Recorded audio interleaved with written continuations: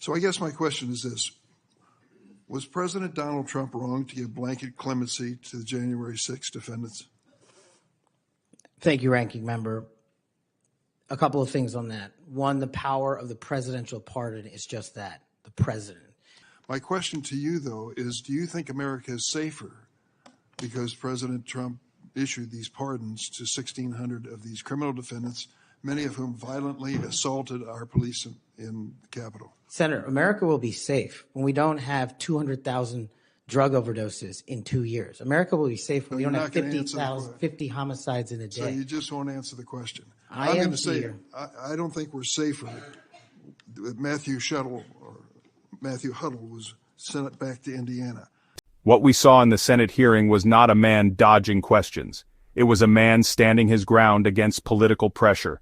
From the very start, Patel made it clear, the presidential pardon power is absolute. It's not up for debate. It's a power granted by the Constitution, and President Trump used it, as he was fully entitled to do. I guess my question is this. Was President Donald Trump wrong to give blanket clemency to the January 6 defendants? Thank you, Ranking Member. A couple of things on that. One, the power of the presidential pardon is just that, the president.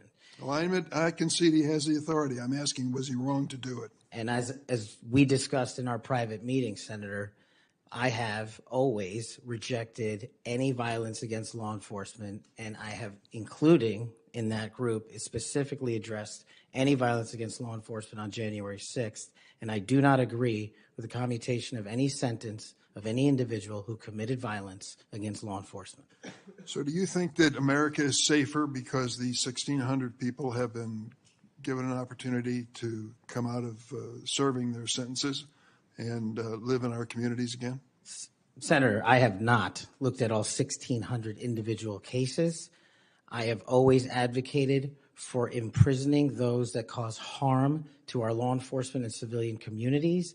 I also believe America is not safer because President Biden's commutation of a man who murdered 2 FBI agents, Agent Kohler's and Williams' family, deserve better than to have the man that point blank range fired a shotgun into their heads and murdered them released from prison. So it goes both ways. Leonard Pelletier was in prison for 45 years. He's 80 years old, and he was sentenced to home confinement.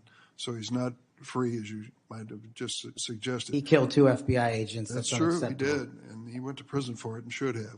My question to you, though, is do you think America is safer because President Trump issued these pardons to 1,600 of these criminal defendants, many of whom violently assaulted our police in the Capitol? Senator, America will be safe when we don't have 200,000 drug overdoses in 2 years. America will be safe when we don't have 50 homicides in a day. So you just won't answer the question. I'm going to say, I don't think we're safer. Matthew Huddle was sent back to Indiana. I don't think we're safer with Peter Schwartz. I could go through a long list of individuals, some of who are wanted in states, members of this committee. Let me move to another topic if I can. Tell me about your J6 choir. What is that? Well, it's not my choir. It's simply a recording that was utilized to raise funds for families in need of nonviolent offenders. Who sings on this recording? I don't know, Senator. What did you have to do with it?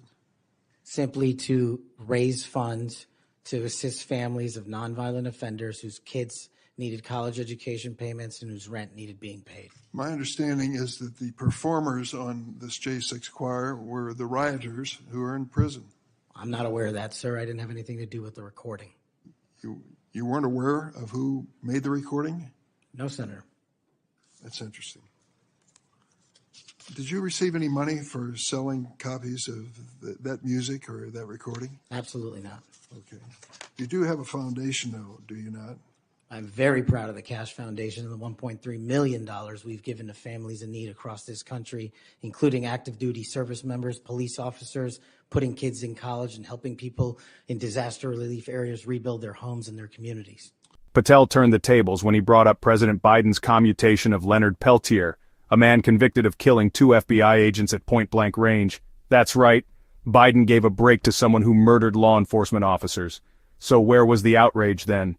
While Durbin wanted to make this hearing solely about January 6th, Patel kept bringing up America's real safety crises, over 200,000 drug overdose deaths in just 2 years, and skyrocketing homicide rates. Durbin tried to throw Patel off with questions about the so-called J6 choir, suggesting it was tied to imprisoned rioters. Patel made it clear, it wasn't his choir, and he didn't even know who recorded it. The only reason he was connected to it was because it raised funds for families of non-violent offenders in need.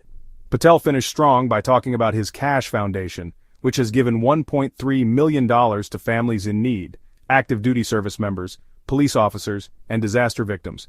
What happened in that hearing wasn't just a political clash, it was Kash Patel showing America that he won't be bullied into abandoning his principles. He stood up for the Constitution, called out hypocrisy, and reminded everyone that real leadership means putting the people's safety first. And in a political arena full of double standards, that's exactly the kind of backbone we need.